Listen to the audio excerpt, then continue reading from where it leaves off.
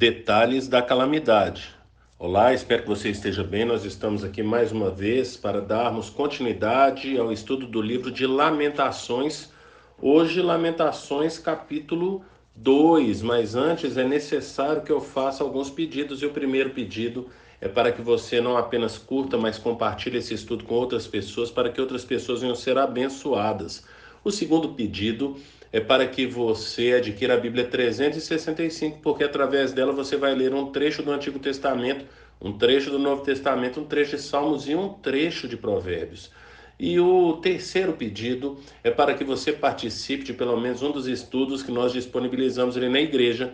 Portanto, na descrição desse estudo, no nosso canal no YouTube ou na nossa página no Instagram, você vai poder conferir ali os dias, horários e temas de cada um dos estudos. Então, venha participar, porque certamente você será abençoado. E depois desses pedidos, vamos para o texto de hoje, Lamentações capítulo 2. Eu quero ler do versículo 7 até o versículo 14, que diz: O Senhor rejeitou o seu altar e abandonou o seu santuário. Entregou aos inimigos os muros dos seus palácios, e eles deram gritos na casa do Senhor, como faziam nos dias de festa. O Senhor está decidido a derrubar os muros da cidade de Sião. Esticou a trena, não poupou a sua mão destruidora. Fez com que os muros e as paredes se lamentassem. Juntos eles desmoronaram, suas portas caíram por terra, suas trancas ele quebrou e destruiu. O seu rei e os seus líderes foram exilados para diferentes nações, e a lei já não existe. Seus profetas já não recebem visões do Senhor. Os líderes da cidade de Sião sentam-se no chão em silêncio, despejam pó sobre a cabeça e usam vestes de lamento. As moças de Jerusalém inclinam a cabeça até o chão. Seus olhos estão cansados de chorar. Minha alma está atormentada, meu coração se derrama, porque o meu povo está destruído, porque crianças e bebês desmaiam pelas ruas da cidade. Eles clamam às suas mães: onde está o pão e o vinho? Ao mesmo tempo em que desmaiam pelas ruas da cidade, como os feridos, e suas vidas se desvanecem nos braços de suas mães. Que posso dizer a seu favor? Com que posso compará-la, ó cidade de Jerusalém? Com que posso assemelhá-la a fim de trazer-lhe consolo, ó Virgem, ó cidade de Sião? Sua ferida é tão profunda quanto o oceano. Quem pode curá-la? As visões dos seus profetas eram falsas e inúteis. Elas não expuseram o seu pecado para evitar o seu cativeiro. As mensagens que eles lhe deram eram falsas e enganosas. Portanto, aqui a gente vê agora um relato do autor de Lamentações mostrando o que ele viu. E é interessante que no versículo 11 ele começa falando: os meus olhos estão cansados de chorar. Então ele traz agora do texto algo bem pessoal. Ele faz um relato aqui de toda a calamidade que aconteceu ali em Jerusalém. Então ele vai falar, e o texto aqui, e como a gente sempre pede, é necessário que você leia todo o capítulo, né, para poder entender melhor o que a gente destacou e qual que é a nossa intenção ao destacá-lo. Então o texto aqui começa falando a respeito do santuário, versículo 7, o Senhor rejeitou o seu altar e abandonou o seu santuário, entregou aos inimigos os muros dos seus palácios, e eles deram gritos na casa do Senhor, como fazíamos nos dias de festa. Portanto, esse templo que Salomão gastou aí cerca de 7 anos na construção dele, e os palácios aí, como por exemplo a casa do rei, que levou aí cerca de 13 anos para ser construído, isso tudo foi dizimado em um curto espaço de tempo. Como já falamos aqui, se você voltar ali no livro do profeta Jeremias, ou também ali, segundo Reis e segundo Crônicas, você pode ver como que foi essa destruição da cidade de Jerusalém, dos muros de Jerusalém e do templo do Senhor. E aí agora o autor do livro está falando como é que foi. Ele está falando, olha, se em dias de festa ali no templo nós gritávamos, né, de alegria, agora os invasores que invadiram o templo gritavam de alegria por terem conquistado e terem derrubado e destruído não apenas o templo, mas os palácios, como ele está falando aqui, e mais para frente ele vai falar a respeito dos muros.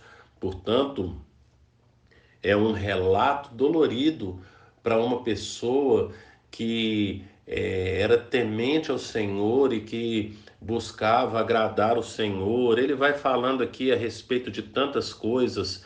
Versículo 9, ele vai falar a respeito então das portas, né? As portas que caíram por terra, as trancas ele quebrou e destruiu.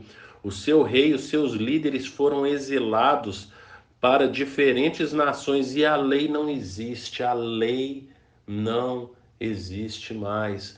Portanto, eles perderam ali, em outras palavras, as principais coisas que tratavam a respeito da cultura desse povo.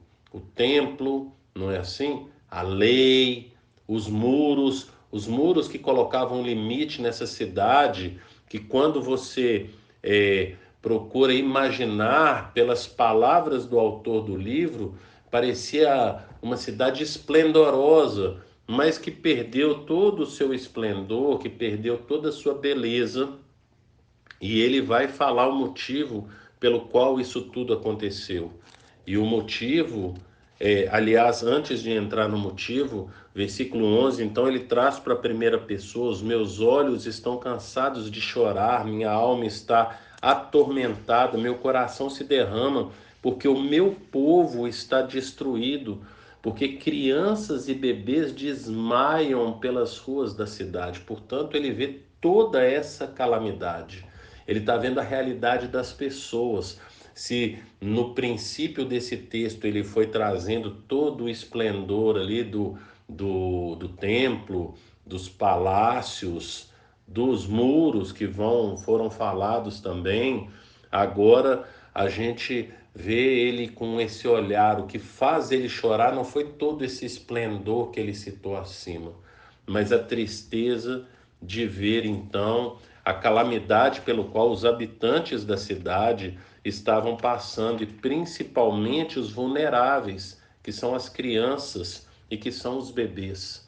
E ele traz isso tudo, fala como é que esse povo tinha se comportado nesse período de cerco ali de Jerusalém.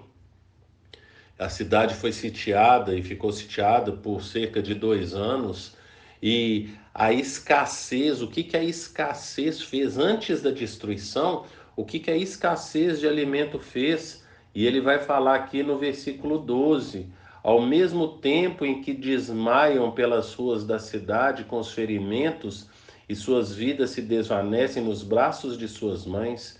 Então ele está contando como que era a situação ali por conta da escassez. Por quê? Porque não tinha pão, porque não tinha vinho, porque não tinha alimento. Eles não tinham alimento ali. E isso trouxe esse desespero, esse lamento de ver como é que o povo estava sendo tratado.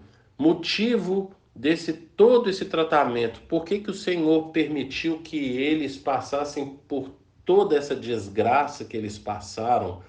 E principalmente, por que que o Senhor permitiu que o autor do livro ele visse tudo isso e relatasse isso tudo? Versículo 14: as visões dos seus profetas eram falsos e inúteis. Eles não expuseram o seu pecado para evitar o seu cativeiro.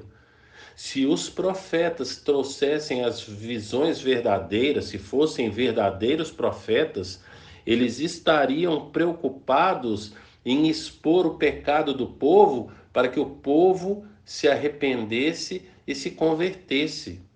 Prova de que isso poderia acontecer com os habitantes de Jerusalém é a história do profeta Jonas. O profeta Jonas, então, que foi até Nínive, e aí ele chegou em Nínive, em 1 dia e meio ele andou por toda a cidade, coisa que duraria 3 dias, ele fez em 1 dia e meio, e pregou o arrependimento, e o rei e os habitantes da cidade se arrependeram quando o profeta Jonas foi até Nínive, lembrando que Nínive é a capital da Síria, portanto, ele foi então numa outra terra para poder pregar para aquele outro povo que não conhecia a Deus, e esse povo se arrependeu, e por conta disso, eles ainda tiveram ali alguns anos ali, né? Depois é que a Assíria vai pegar e vai invadir Israel, reino do norte. Mas trouxe uma palavra que expunha o pecado deles e que a hora que o profeta expôs esse pecado, o povo de Nínive então se arrependeu ali do seu pecado. E aí, o que a gente traz aqui agora, continuando aqui no versículo 14. Então, eles não expuseram o seu pecado para evitar o seu cativeiro. As mensagens que eles lhe deram eram falsas e enganosas. Portanto, isso a gente precisa pegar esse texto e trazer para os nossos dias. Que tipo de pregação é aquela que nós gostamos de ouvir? É aquela, então, que vai trazer, como diz aqui no versículo 14, são mensagens falsas que nos enganam, que traz aquilo que a gente quer ouvir, ou são mensagens que expõem o nosso pecado e faz com que nós nos voltemos para o Senhor em arrependimento, confissão de pecado, pedido de perdão do pecado e abandono do pecado? Nós precisamos estar atentos porque a mensagem que é a de Gênesis até Apocalipse é: arrependei-vos e convertei-vos. Se nós formos olhar a mensagem de Jesus, e Jesus ele ficou ali 40 dias e 40 noites, né? 40 dias e 40 noites ali sendo tentado ali no deserto. Depois que ele saiu do deserto, ele começa a pregar, e você pode abrir aí em Mateus capítulo 4, versículo 17, fala que daí em diante Jesus começou a pregar: arrependam-se, pois o reino dos céus está próximo. A pregação de Jesus era a pregação do arrependimento, a pregação dos profetas. Como falei, a pregação de Gênesis e Apocalipse é: arrependei-vos e convertei-vos. Portanto, nós precisamos estar atento às coisas que a gente ouve. E precisamos ficar atentos porque essa é a palavra do Senhor.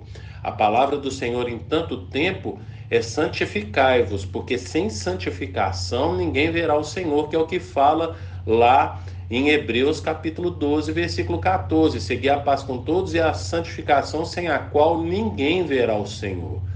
Pense nisso e que o Senhor te abençoe.